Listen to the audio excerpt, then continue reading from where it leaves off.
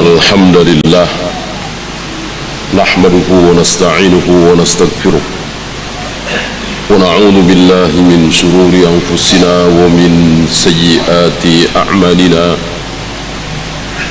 من يهده الله فلا مضل له ومن يضلل فلا هادي له أشهد أن لا إله إلا الله وحده لا شريك له وأشهد أن محمدا عبده ورسوله وبعد.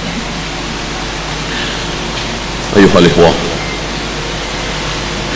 salah satu nikmat besar yang Allah berikan kepada kita kaum muslimin adalah ukhuwah. Barangkali nikmat ini tidak ada pada diri orang-orang Yahudi, orang-orang Nasara, orang-orang Sabi'in, Majusi dan lain-lain. Ini Allah berikan kepada kaum muslimin. Ukhuwah dari kata al-akh, saudara, persaudaraan sesama muslim. Ini nikmat yang sangat besar.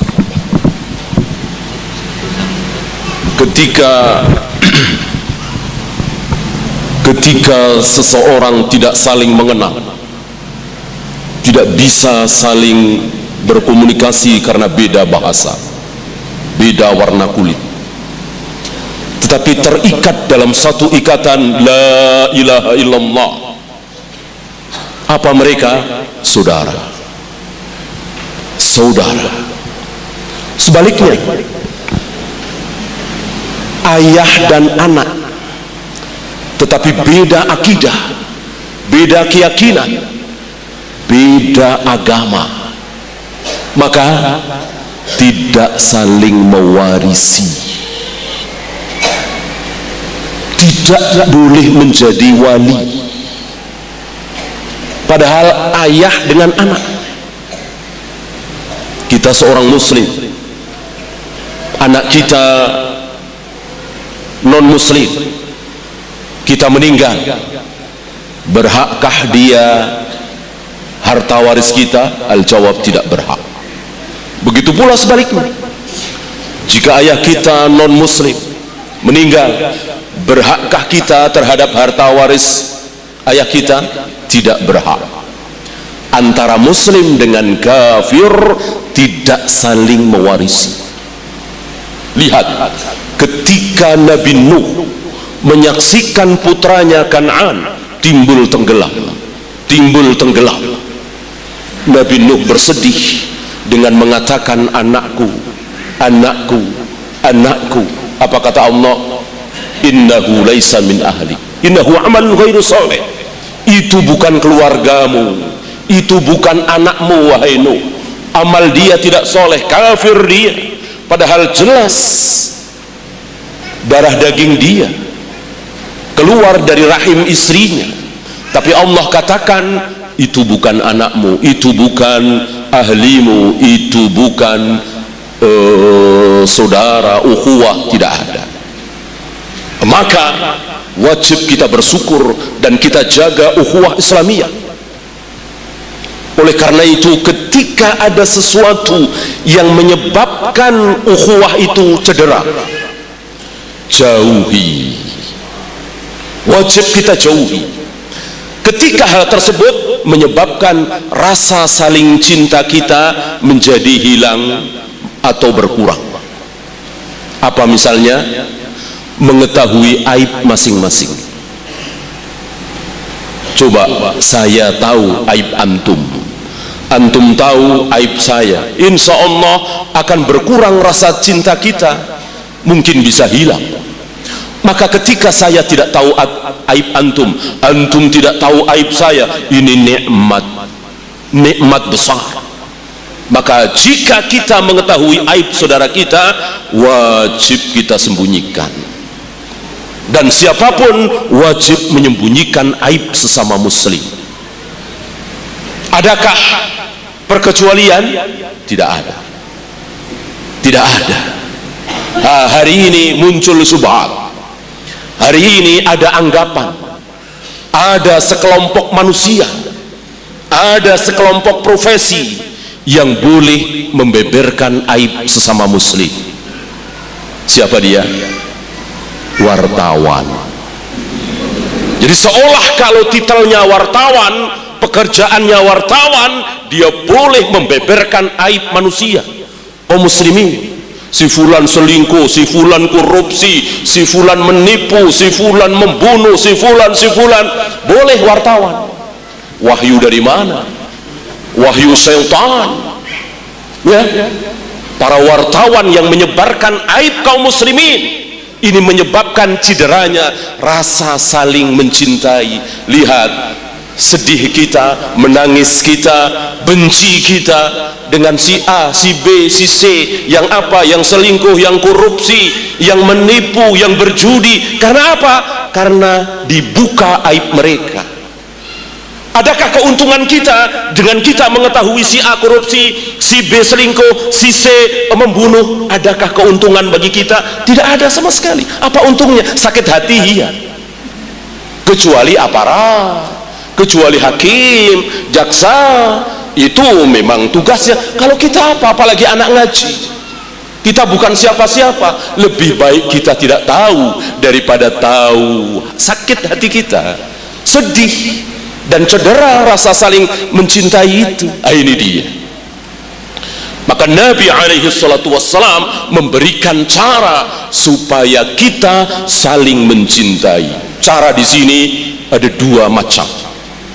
Yang pertama, yang tidak gaib. Yang kedua, gaib. Kita bahas dulu yang tidak gaib. Apa misalnya? Saling memberi hadiah. Salah satu ajaran Nabi yang tidak boleh kita kecilkan adalah saling memberi hadiah. Antum punya teman, saudara, tetangga, mertua, orang tua, apalagi saling memberikan hadiah, maka akan timbul rasa saling cinta. Gaib ini tidak gaib, tidak gaib, bisa dinalar oleh akal kita. Kemudian apa? Afsus salam, menyebarkan salam. Tentu antum akan bangga, bahagia, merasa tersanjung, merasa dimuliakan ketika ada orang nggak kenal ngasih salam, assalamualaikum. Ada sesuatu di hati kita, ya. Dan begitulah sunnahnya. Nabi menyuruh kita untuk memberikan salam kepada orang yang kita kenal dan kepada yang tidak kita kenal. Sabda Nabi alaihi salatu wassalam sahih riwayat Abu Daud, bahwa salah satu ciri dekatnya hari kiamat adalah hanya memberikan salam kepada yang dikenal. Kalau tidak kenal, tidak dikasih salam. Ini ciri-ciri dekatnya hari kiamat, dan itu kita amalkan hari ini, ya. Maka selayaknya kita tinggalkan kebiasaan buruk ini. Kenal nggak kenal, kasih salam, ya. Lihat kita selama ini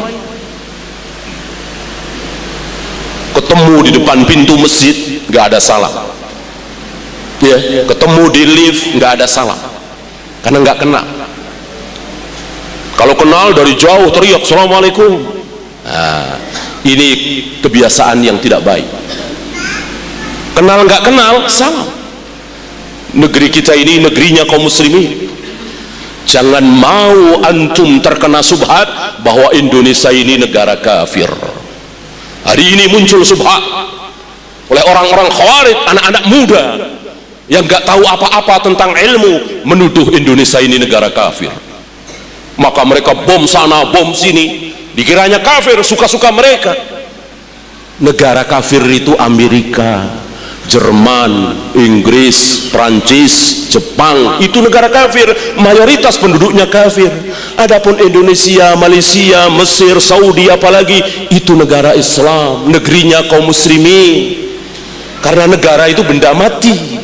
Untuk mengatakan negara ini muslim atau kafir, lihat negaranya, aturannya, apa mayoritas orangnya.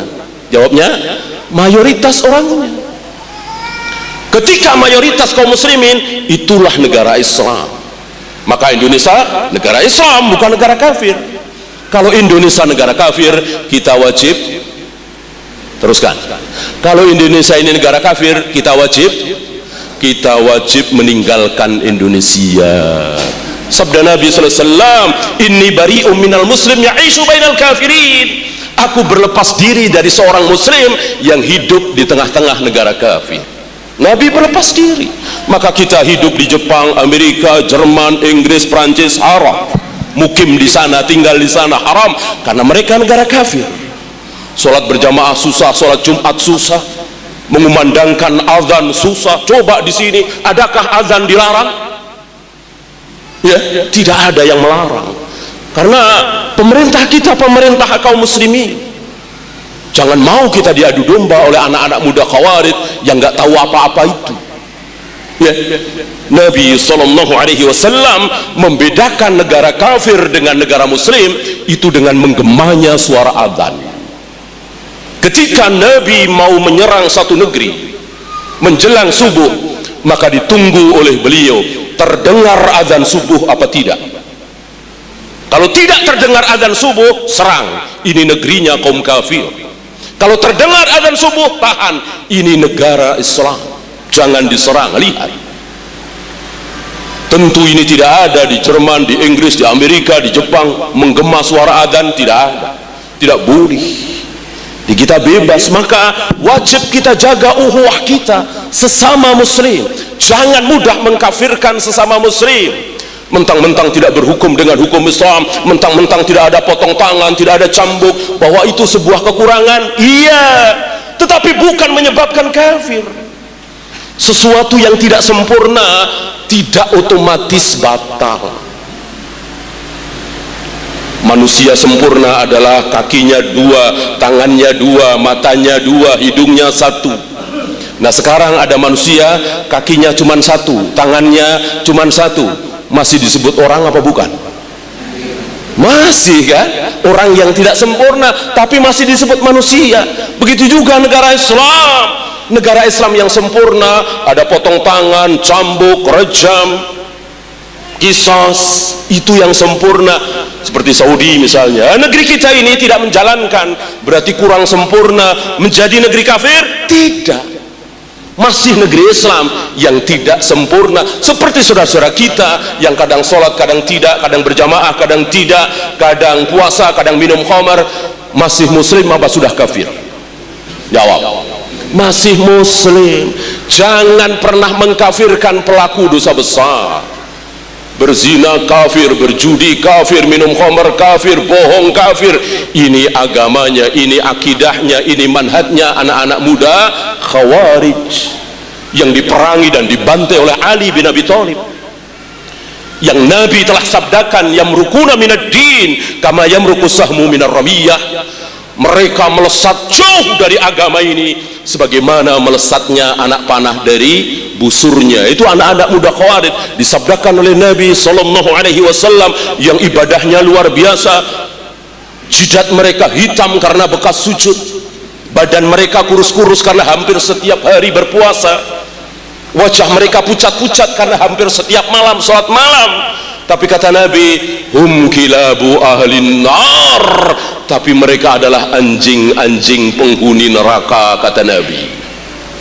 Kenapa? Itu tadi, terlalu mudah mengkafirkan sesama muslim. Mentang-mentang tidak sefaham, mentang-mentang berbuat dosa besar, maka langsung dikafirkan.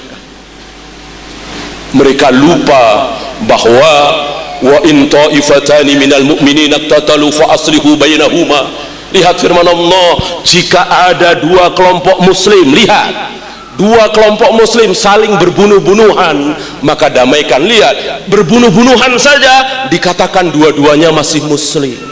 Padahal berzina, minum khamar, berjudi lebih kecil dosanya daripada membunuh. Membunuh saja belum dinyatakan kafir.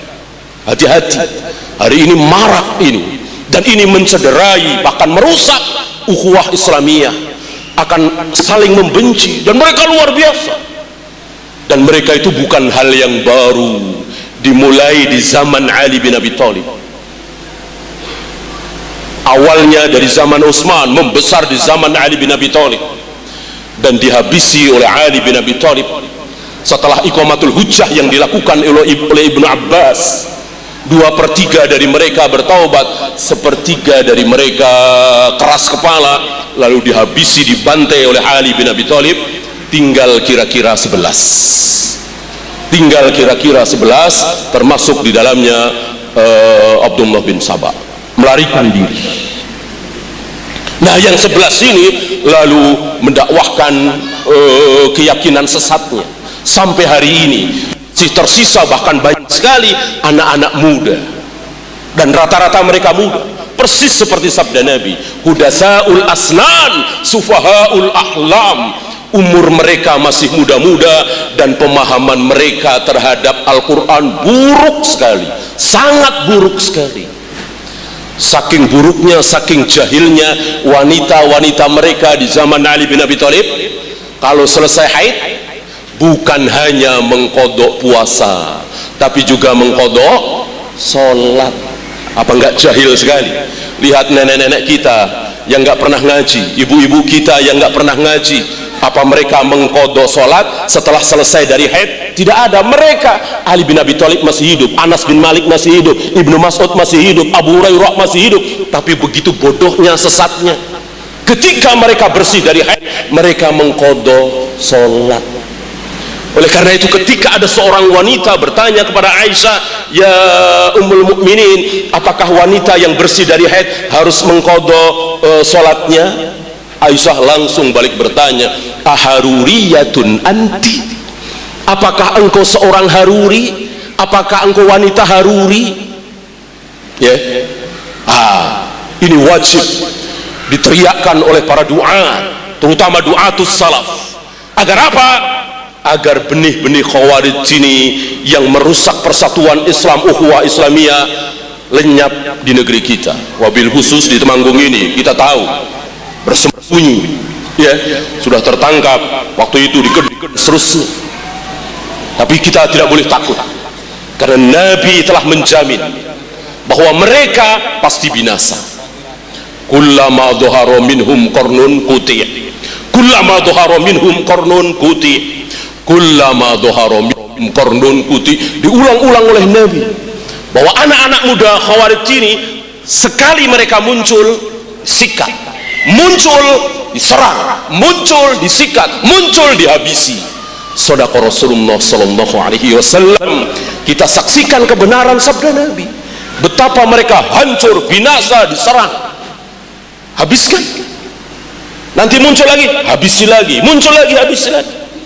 Entah oleh ahlu sunnah, entah oleh ahlul bidah, entah oleh pemerintah, entah oleh densus, habis mereka.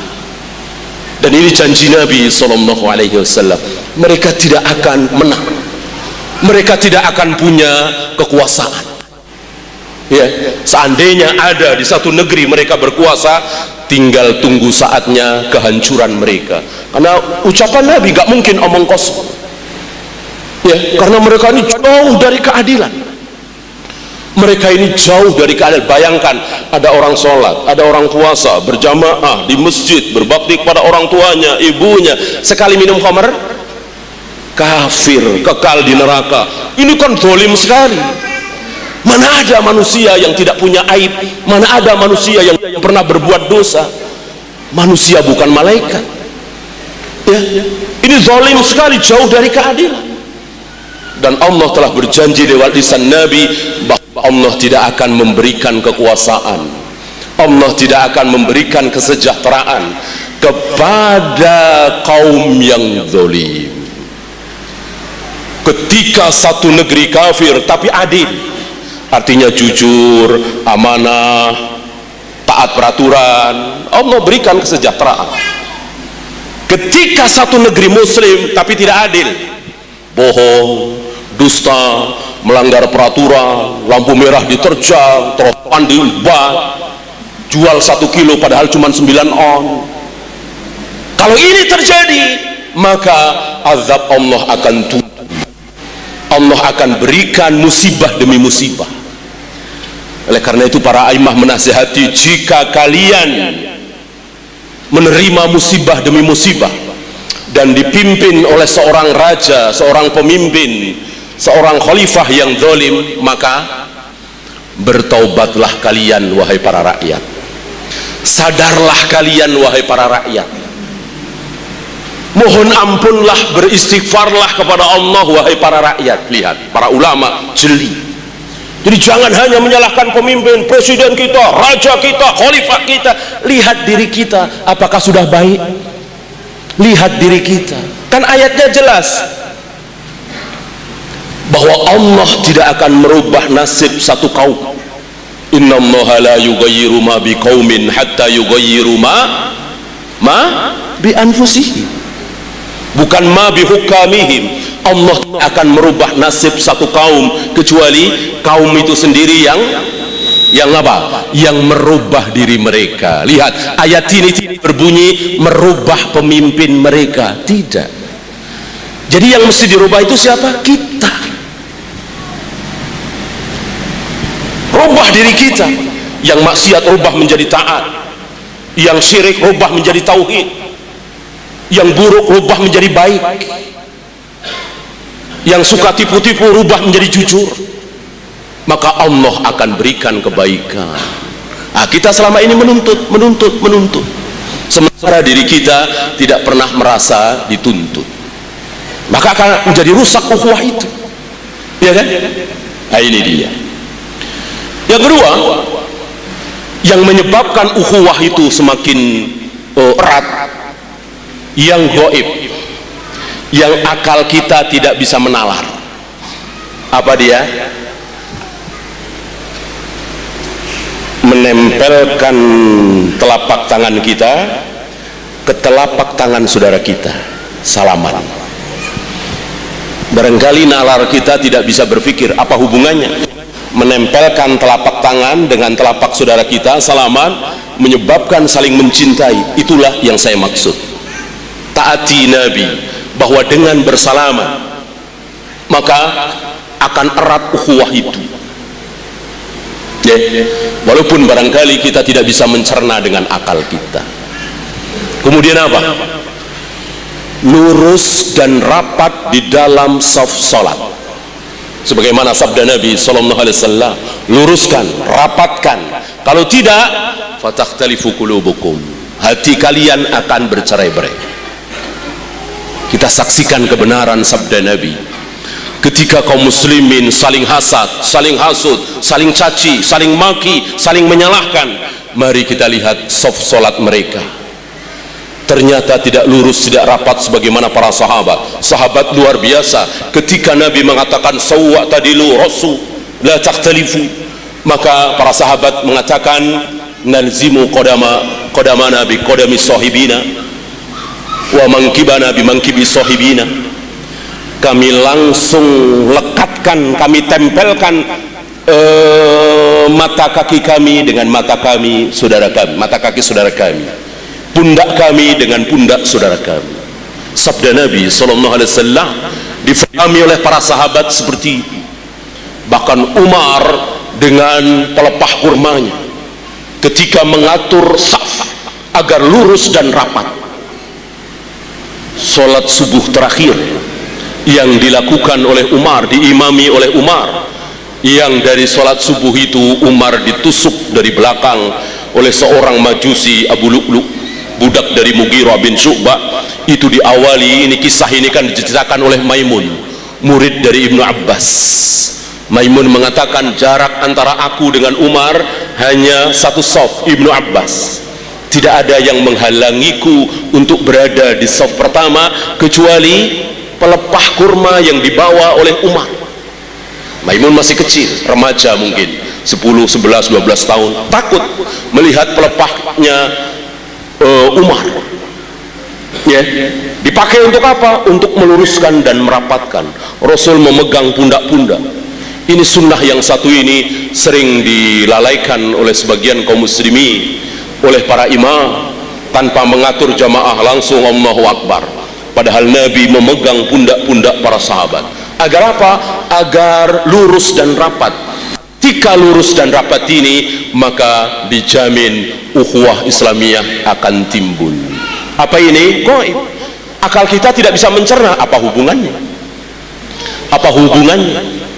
Ya kan? Itu dia. Kemudian saling mendoakan. tanpa diketahui oleh yang bersangkutan.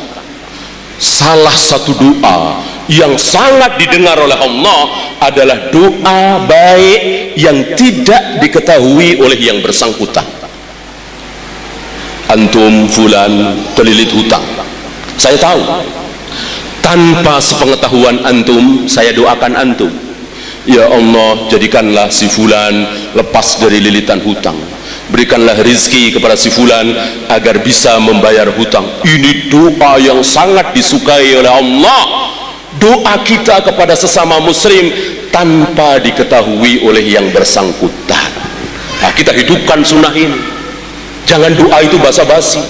Ketika ada di rumah fulan, ketika ada di hadapan fulan, kami doakan mudah-mudahan bapak begini, kami doakan mudah-mudahan ibu begini. Tentu itu tidak salah, tapi akan lebih baik kalau kita berdoa tanpa sepengetahuan dia, dan malaikat akan mendoakan. Ketika kita mendoakan baik untuk si fulan, ya Allah ampuni si fulan, ya Allah ampuni si fulan, maka para malaikat mendoakan kita agar kita juga diampuni. Lihat doa malaikat. Ini dia cara-cara di mana dengan cara itu ukhuwah Islamiyah bisa terjaga. Dan ketika itu terjadi, nikmat luar biasa, sangat nikmat luar biasa. Kita lihat saudara-saudara kita yang berperang, yang saling caci, yang saling maki, di panggung politik yang saling menjelekkan. Ini musibah besar. Maka jangan sampai itu ada pada diri kita. Oleh karena itu, saling mendoakan, saling memberi hadiah, ya, lurus dan rapat dalam saf salat, dan seterusnya. Mohon maaf saya tidak bisa terlalu lama, mengingat ini hanya tenaga sisa, ya. 3 hari dari Purworejo, Boyolali, Ketep, Sawangan, tadi ke Jogja, Wonosobo, ini terakhir. Mudah-mudahan yang sedikit ini ada manfaat bagi antum dan bagi saya. Yang benar dari Allah, yang salah dari saya.